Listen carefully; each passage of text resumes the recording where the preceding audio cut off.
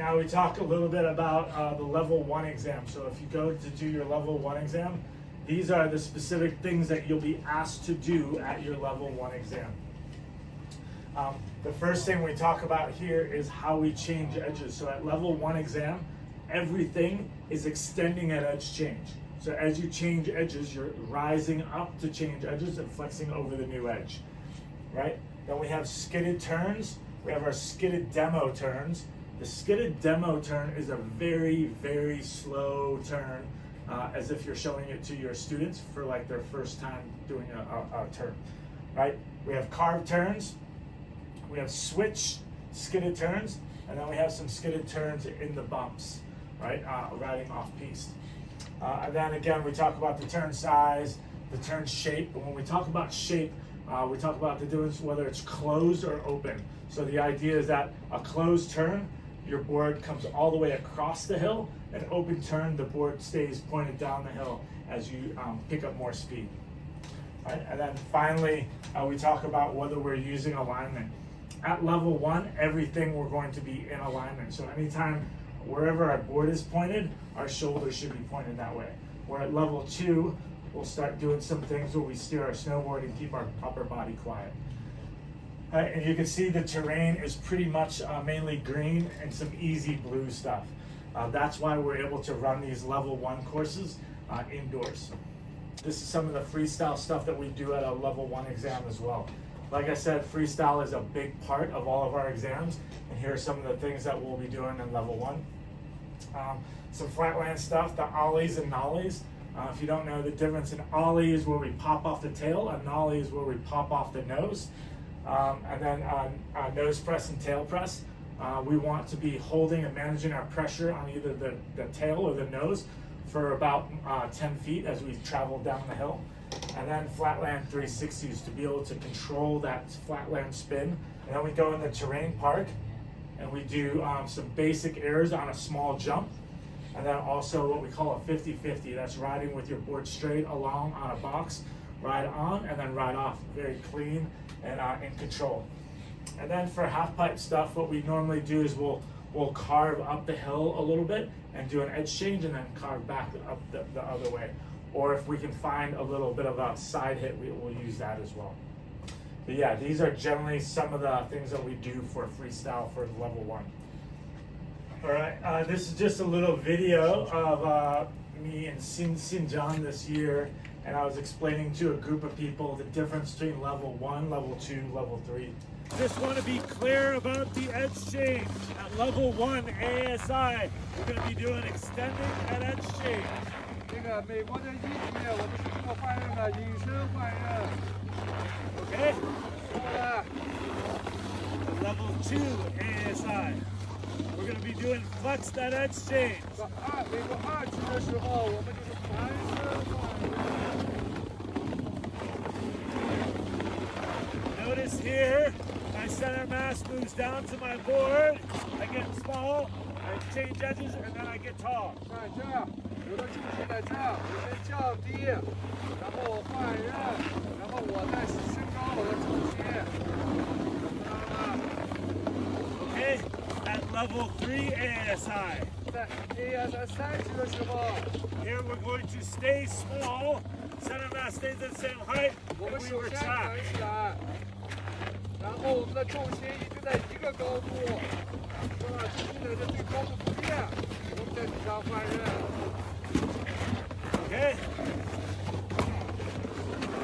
The main reason why we do this at level 3 is that there's no point that we unweight the board. We keep pressure on the board all the time. This allows us to have more time to create performance with the snowboard. Level 1 and level 2, we mainly stay in the middle of our snowboard. At level 3, we will be moving more from the nose through to the tail to bend the board and get more performance.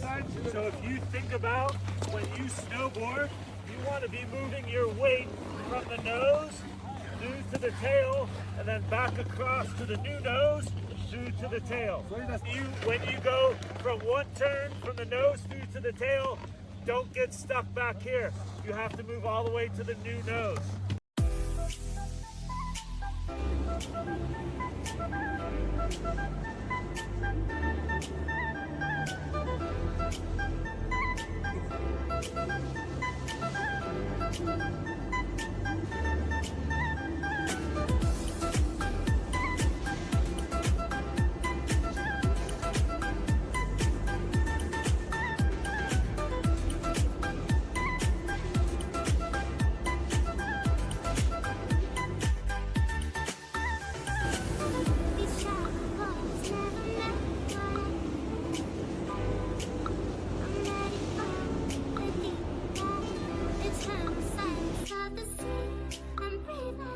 Can everybody see the difference there?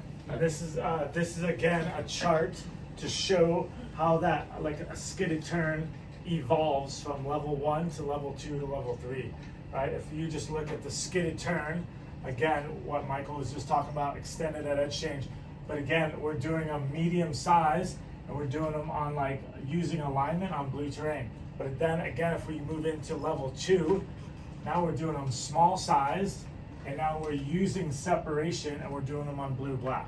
So again, like I was saying before, if I'm doing level 1, it's gonna be here, right? I'm staying in alignment. Level 2, I'm gonna start to use separation. So I'm steering my lower body underneath a quiet upper body, right?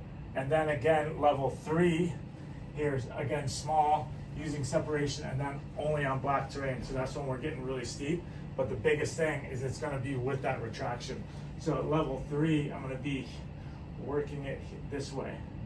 Does that make sense? So it's a lot more difficult, definitely at level 3 for sure. So that's the way that we evolve, whether it's skidded turns, carved turns, same thing for switch and everything else. It's not just terrain, but it's also movement pattern. This is a little bit talking about the freestyle stuff and how the freestyle stuff evolves, right? So for example, at level 1, you're doing, like if you just look at jumps here, at level 1, you're doing a straight air at level 1. At level 2, you either have to do a shifty or a grab. And then at level 3, you have to spin a 360, all on jumps. Well, boxes and rails, for example, level 1, you're just gonna ride on 50-50. And then level 2, you're gonna ride on, and then you're gonna do a little pivot or a pressure move. And then at level 3, you're gonna do pivot and pressure. So that would be the difference between level 2 and level 3 is now you're sliding on either the nose or the tail of the board sideways. So after all of our skidded turns, carved turns, switch turns, moguls, and freestyle, we also do some other activities. These activities are what we call versatility tasks. So these are different things that we might ask you to do at your course to look at movement patterns. So again, these are generally just focused on level 2 and 3. Some of these get pretty difficult, for sure. Like carving on your toes, jumping 180, landing on your toes, carving on your toes. And then there's also carving on your heels, jumping backside 180, landing on your heels, and carving switch on heels.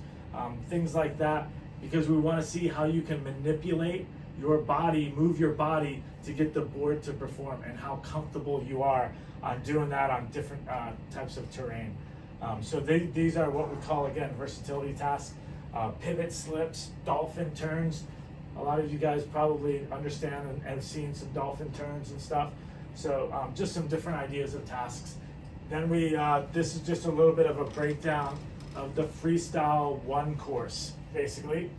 For flatland, it's butter 360. So a butter 360 means that you're managing pressure on either the nose or the tail while you're spinning a 360 and being able to do it in a controlled element. On jumps, we need to see a grab off the toe edge, a grab off the heel edge, and then also front side 180 and back side 180. And then on boxes, being able to show board slides, backside or front side board slides, and then as well as you'll also be asked to do pressure moves as well on a box. And then for pipe, again, being able to go into a small pipe and show a basic air to edge change. So again, the biggest difference with this and the freestyle stuff that's in the shirt is that we're looking for clean tricks.